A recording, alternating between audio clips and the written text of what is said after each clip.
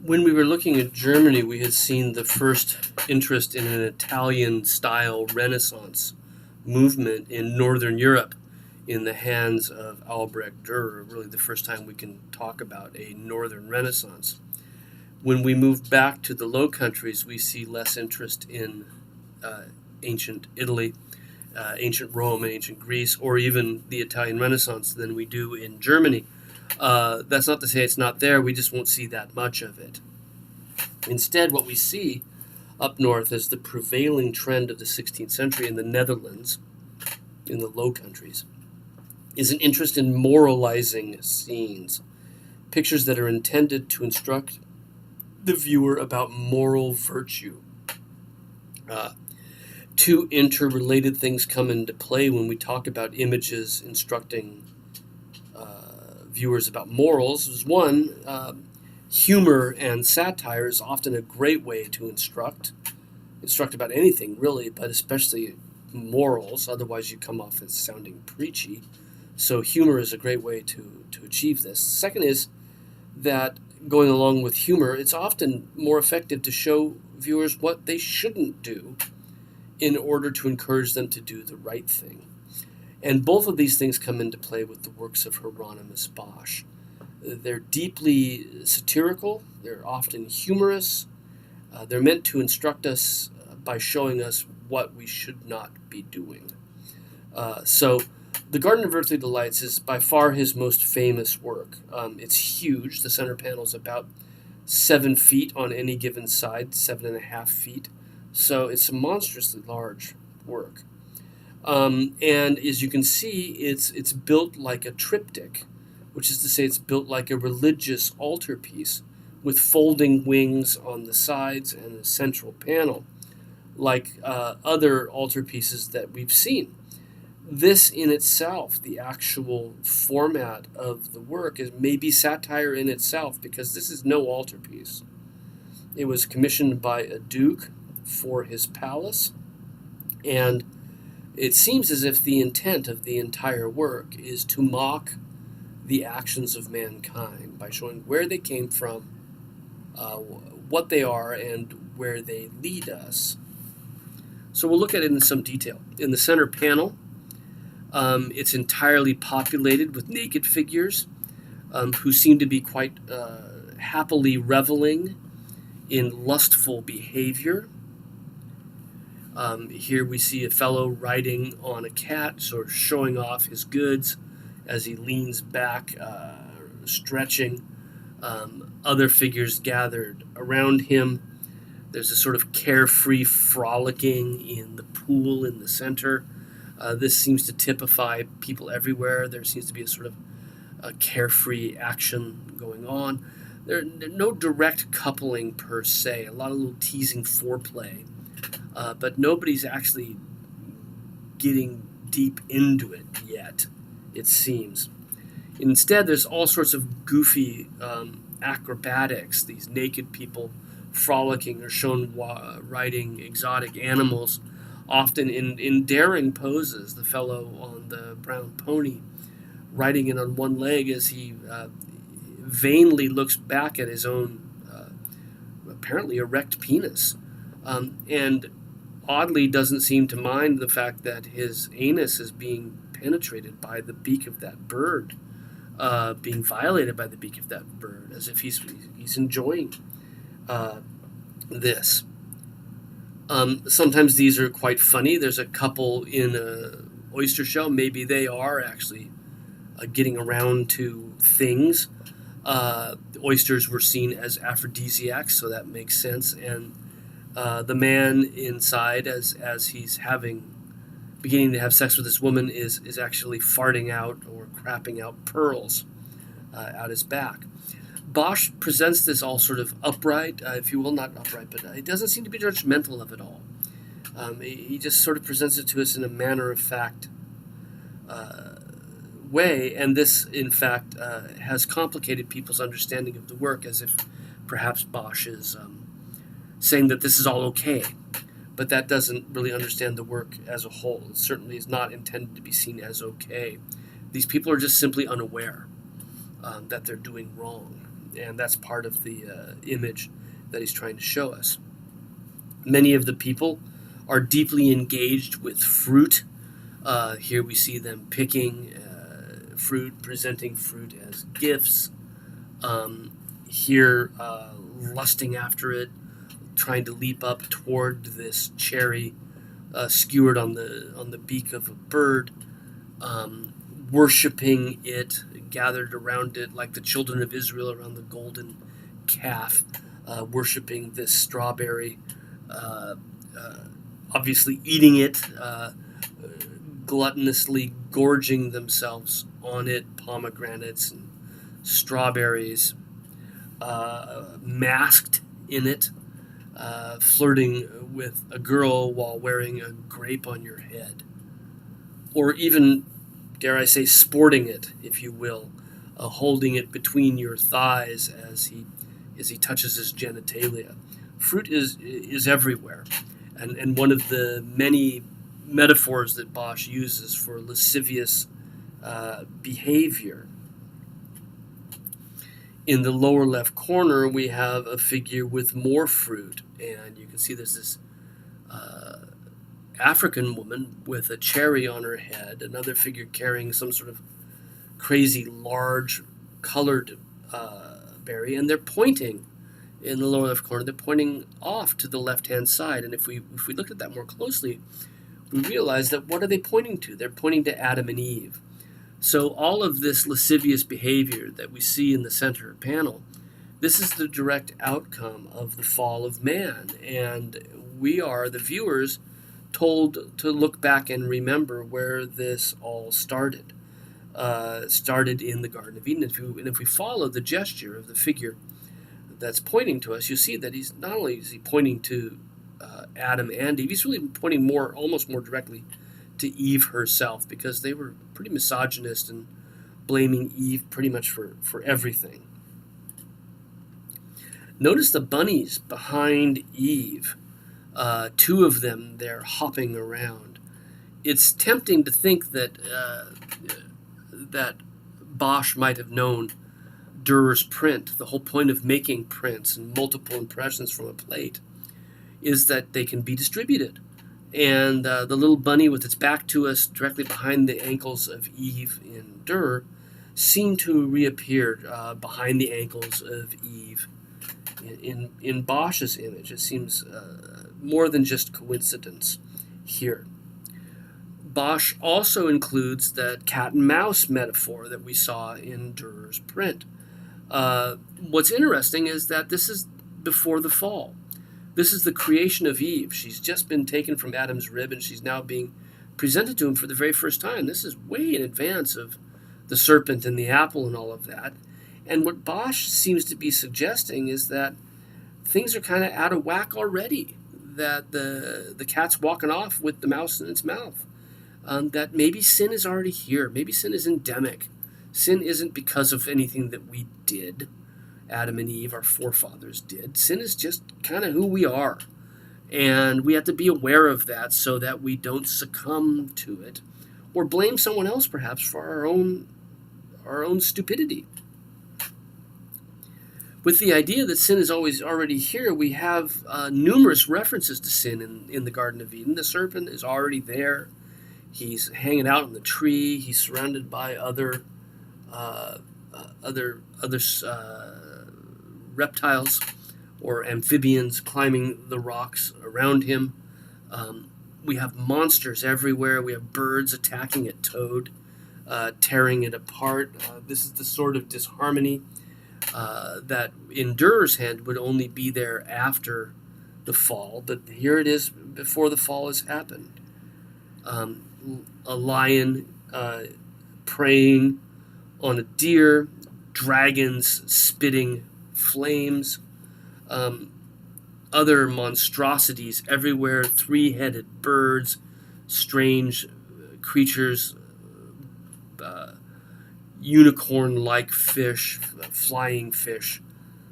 Everywhere we look, we see oddities already crawling out of the muck, as if sin is being let loose already. Sin is there at the creation of man, not directly at the fall of man. And in the center, there's this structure in the middle of the lake, and in the eyelet, the oculus of that structure, there is an owl.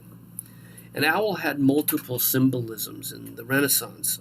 It sees at night, so it's sometimes seen as a symbol of perverse knowledge, knowledge of evil.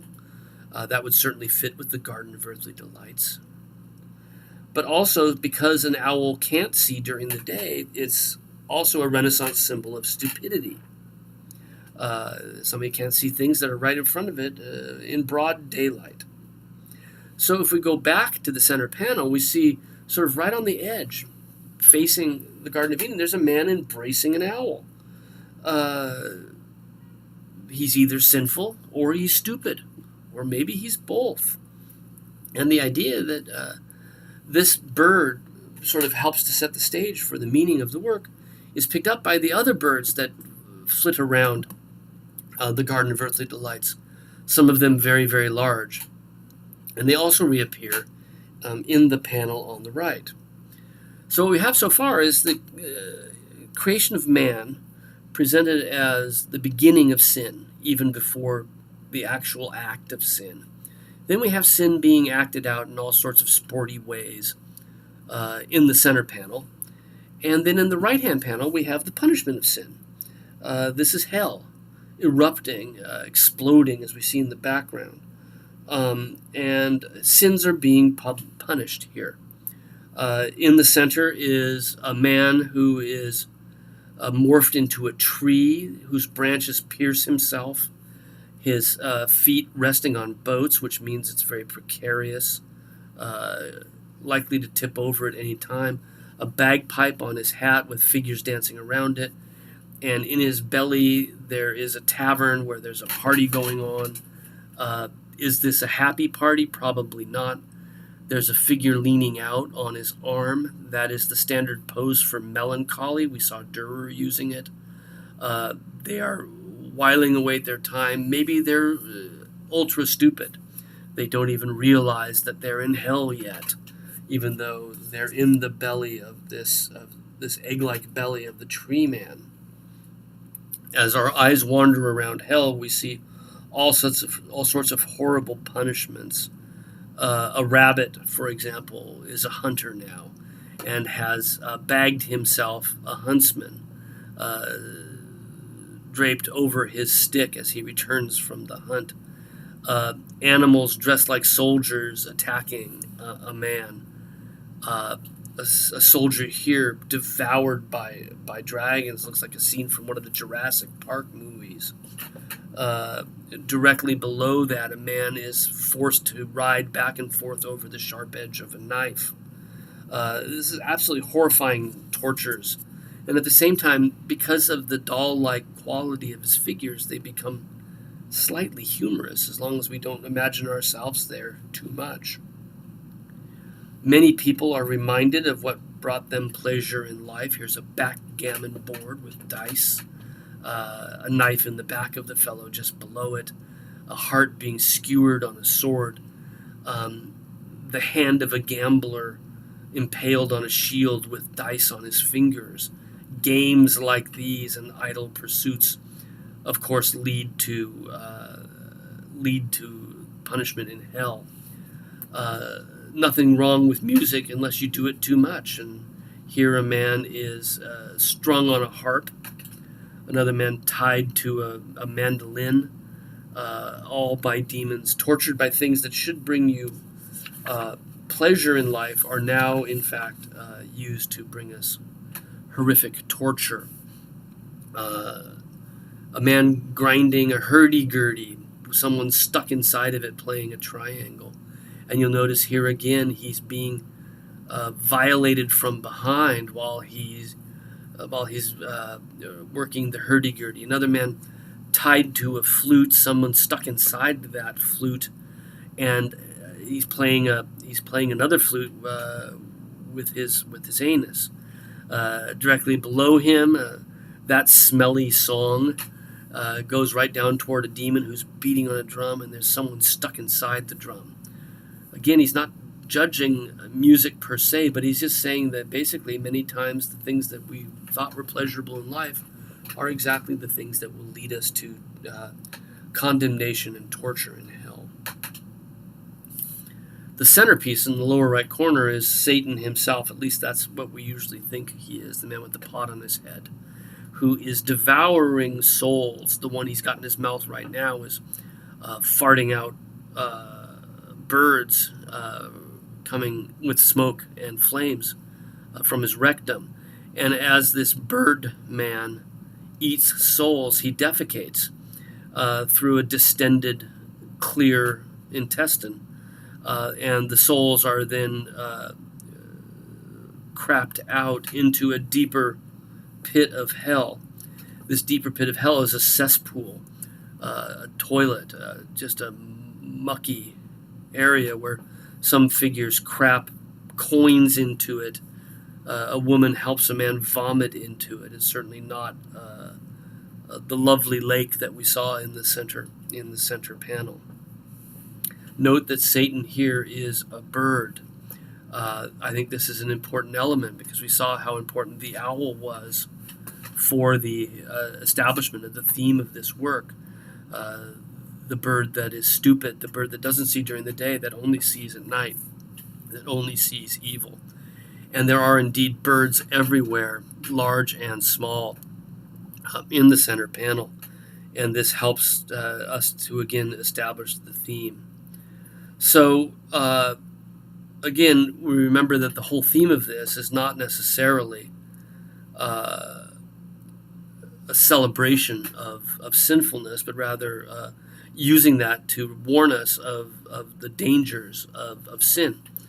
I think the best way to interpret the picture is that sin is a part of who we are as humans, going all the way back to the moment of creation.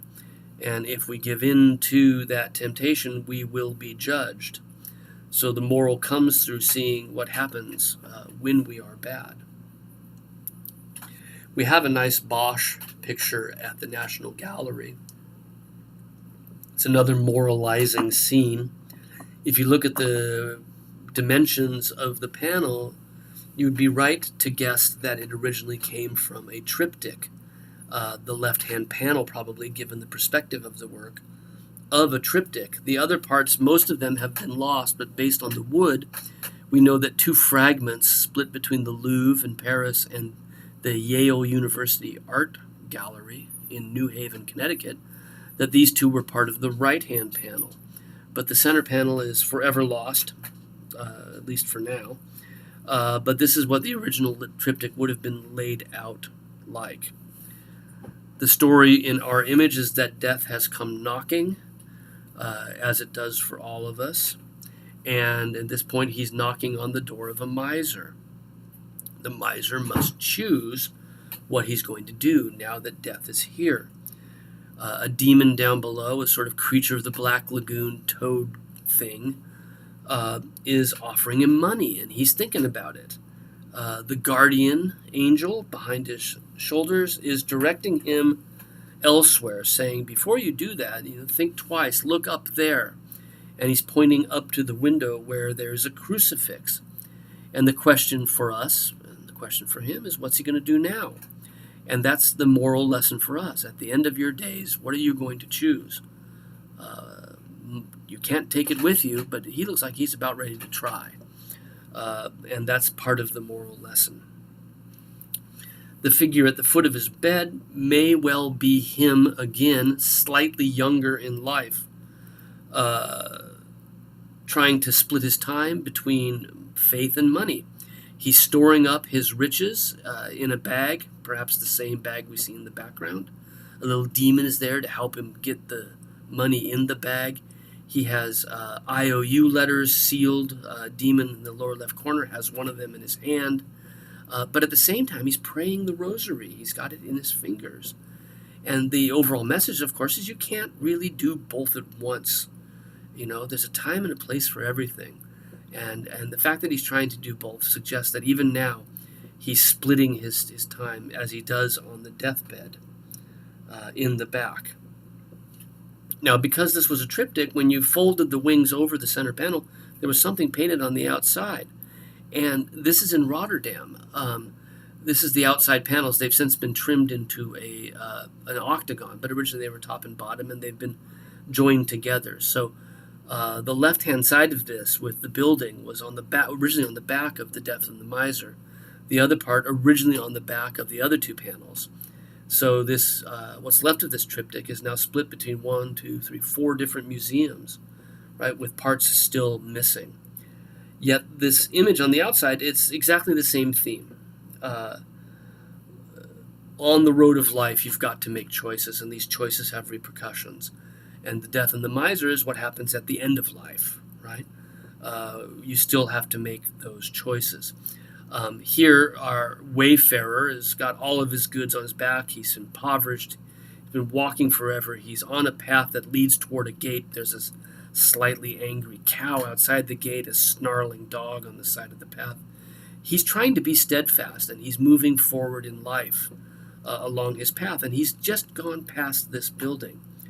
Now, the building is a tavern and a whorehouse, and we know this from a couple of things that would have been obvious to people in the 16th century, 15th and 16th century. One is the sign with a goose on it hanging outside. That is the standard sign for taverns, is with something on us painted on a sign like that. The fact that it's a goose, and goose have long and phallic necks, helps to signify it as a whorehouse. So too does the soldier in the doorway who's copying a feel of the young woman holding the jug. He's laid his phallic lance up against the building as he's gone inside for a little me time, I guess. Also, the fact that the house is not in good shape, broken windows, the thatched roof in need of repair, also signifies this as a house of ill repute, and our wayfarer has passed right by it. Of course, I've left out the other salient detail, and again, this is where Bosch wants us to have a little giggle as well, is you'll notice that the most obvious way that this is a bad place is there's a man peeing on the side of the building, directly behind it on the right-hand side. So again, moralizing images that are intended to instruct us by showing us often improper modes of behavior. Our wayfarer is doing the right thing, but he's also sort of at that crux, right? He's gone past it, but he's looking back. Is he going to turn around and go back? Is he going to go forward? We're left to guess. The major center for art in the 16th century Low Countries was Antwerp. Major banking center, major mercantile center, and many artists there began to specialize in particular kinds of scenes. Quentin Matsys became a specialist in scenes of everyday life, what we call genre scenes, that seem to just illustrate everyday mundane happenings. A money changer with his wife in his shop, an old man making a pass at a girl. Nothing extraordinary about it, nothing particularly religious about it. But both of these genre scenes are also intended to show us moral virtue, in particular by showing us lapses in judgment. If we look at the money changer and his wife on the right, he's counting his money. He's got to make a living. There's nothing wrong with that. And he's surrounded with the symbols of wealth, the crystal jug, the pearls, the rosin beads in the background, right? His books, and he's weighing his coins, trying to figure out if they're worth what they say they are, because coins at the time had their value based on the weight of the coin.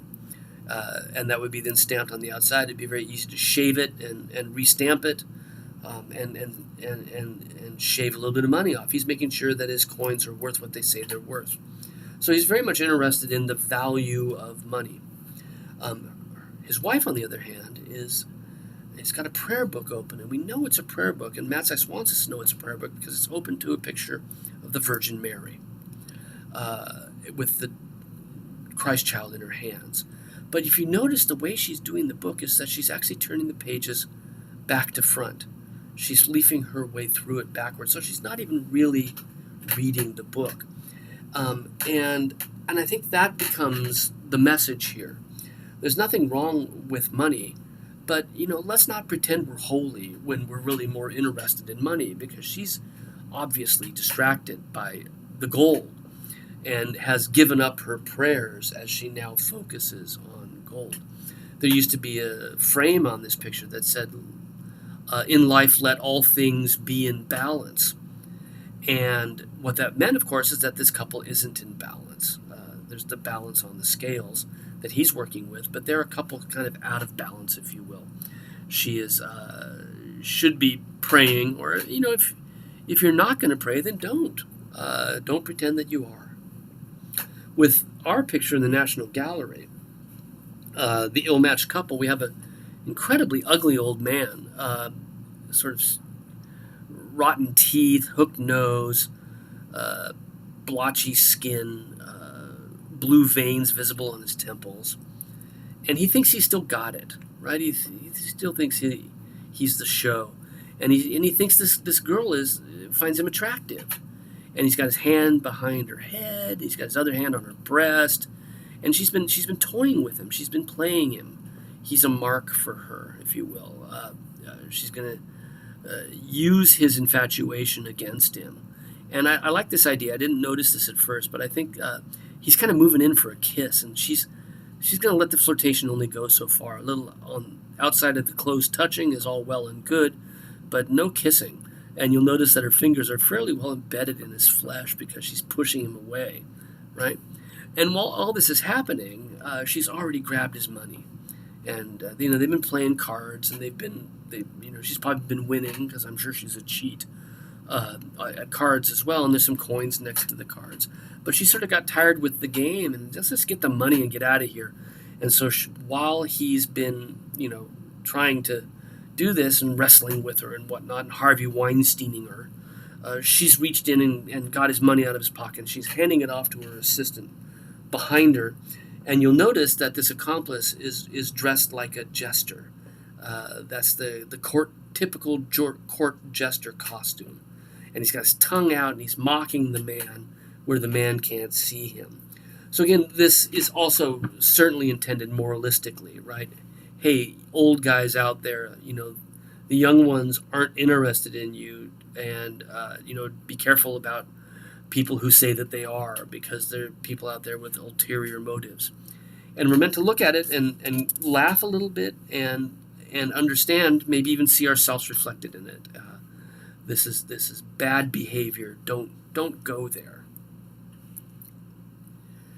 When it comes to these moralizing scenes, the best artist at the game was probably Peter Bruegel the Elder. He had a son named Peter Bruegel, who was also a painter, Peter Bruegel the Younger.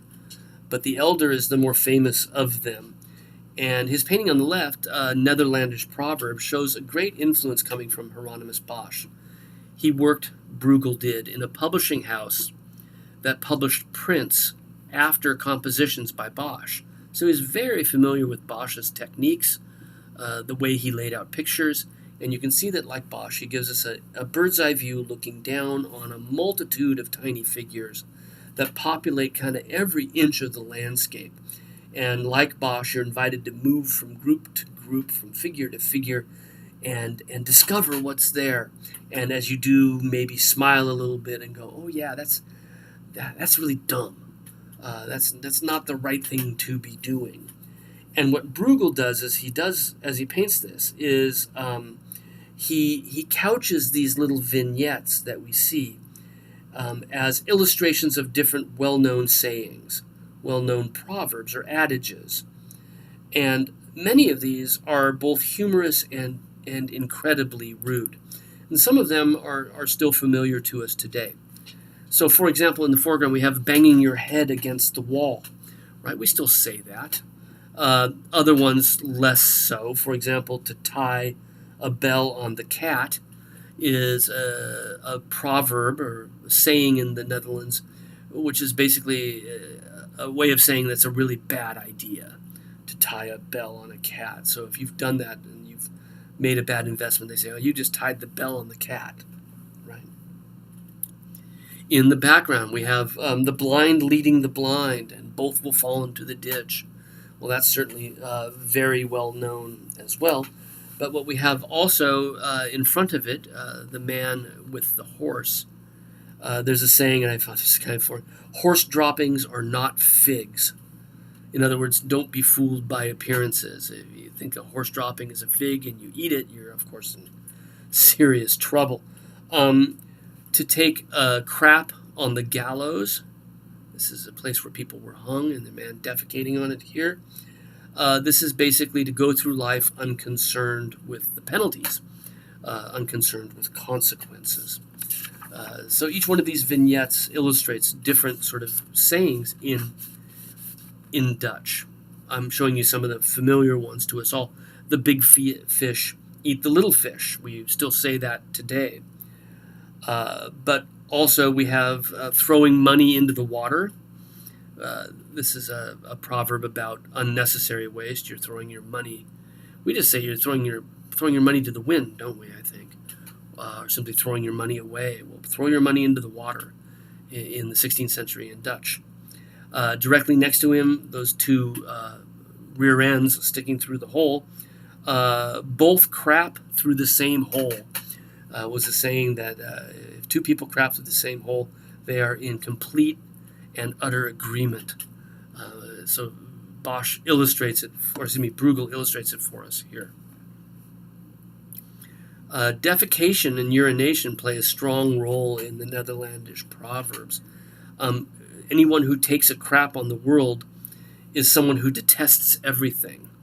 What did we met that Batman movie? Some people burn the world down just to watch it burn. I think that's kind of a similar idea, right? When they said that about the Joker, I think Michael Caine said that about the Joker, to detest everything. And so here we have a man crapping on top of this blue orb.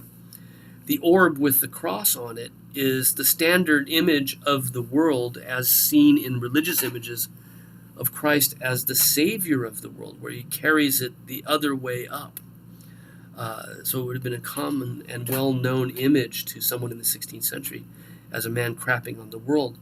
But the fact that it's upside down is a total key to the entire image. This is a world upside down. This is a world where people are behaving as they should not. This house is an inn with a moon on it. There's nothing to suggest that it's a house of prostitution here, but we have a man urinating on the sign with the crescent moon. This again relates to a proverb, to piss over the moon. Anyone who thinks he can piss over the moon thinks quite highly of themselves. They think they're able to do just about anything. Well, Bruegel, the joy of this image, of course, is to search for the different follies and to then understand the well-known sayings that they illustrate. And you can easily spend hours. There are somewhere between 80 and 120 different proverbs here, depending on who's counting, and hundreds and hundreds of figures. And Bruegel wants us to spend time sort of looking at it, enjoying it, learning from it, laughing at it at the same time. He uses landscape images in much the same way. He wants us to search for meaning within the landscape.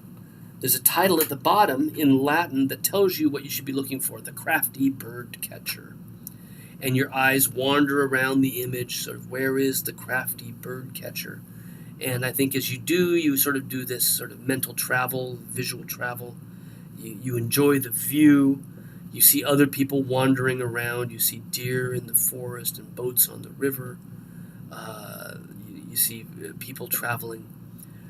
You see a river in a valley with a town and a church nearby. That river.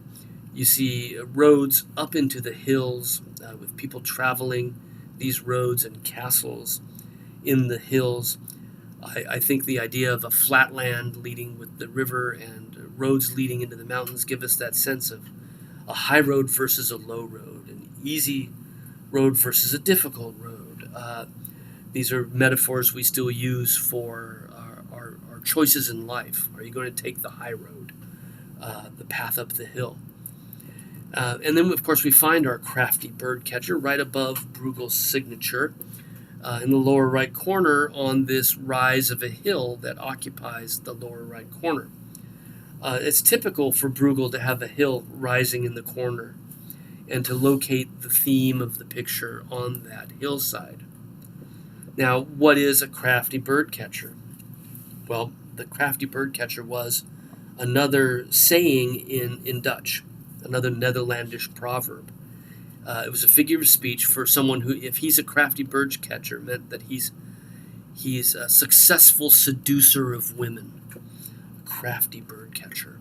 And you'll notice that there's a fellow directly behind him that's trying to woo a woman as she walks on the path. He's trying to be a crafty bird catcher, just as our real bird catcher up above has captured all of these birds.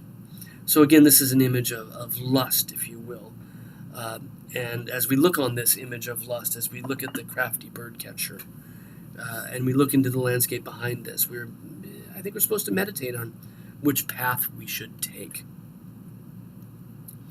Bruegel also made paintings, and you can see the general layout is really similar. The rise of the hill in the corner, the landscape stretching off into infinity, a low road and a high road leading into the mountains. All of this inspired on a certain level by Bosch, who gave us these aerial views down on a multitude of figures. Bruegel's picture was part of a series of 6 pictures that he painted for a banker in Antwerp to illustrate the different months of the year. And since there were only 6 pictures, each one of them illustrates 2 months out of the year. And so on the left, it's in Vienna. The painting hangs in Vienna. On the right, this one hangs in the Met in New York. And you can see how sensitive he is to not only the color scheme related to the months, but also atmosphere as well. So the Hunters in the Snow is thought to be probably January, February, maybe December, January.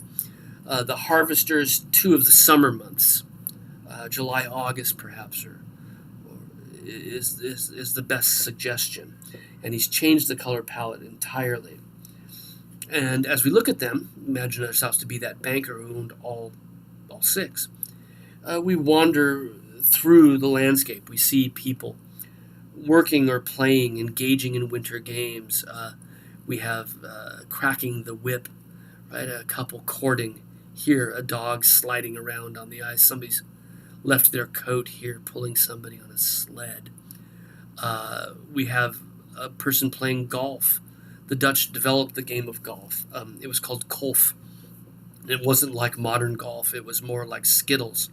You whacked the stone to an established spot, and whoever got their stone closest won.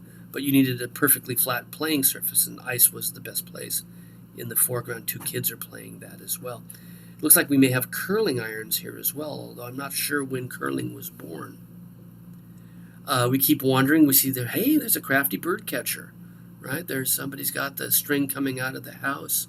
There's some bird feed set and a trap there. I was going to pull that rope. The plank will fall, and he'll get himself some dinner. There's a wagon going off to market, a man trudging through the snow with it. And up on the rise, we have probably what is intended to be the theme. We have our hunters returning from the hunt.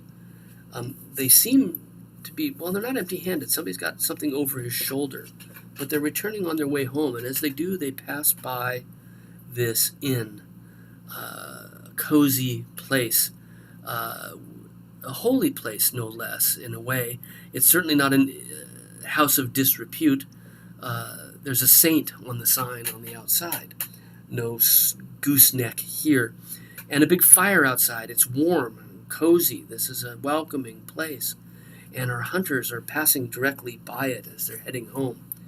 This should probably be thought of in the terms of Bosch's wayfarer, as people who are steadfast on their trip. That there is a moral here underneath it. That there's a time for everything. There's a time to go to the tavern, and there's nothing wrong with going there. But is it now? No, they have families to attend to. and that's where they're headed. They pass by unseduced by even the warmth of a nice warm glass of mead or something. So what we've seen as we looked at all of these works from the Netherlands in the 16th century is this incredible interest in moralizing. We're still highly detailed and descriptive, as we have been from the start, from the Limburg brothers on.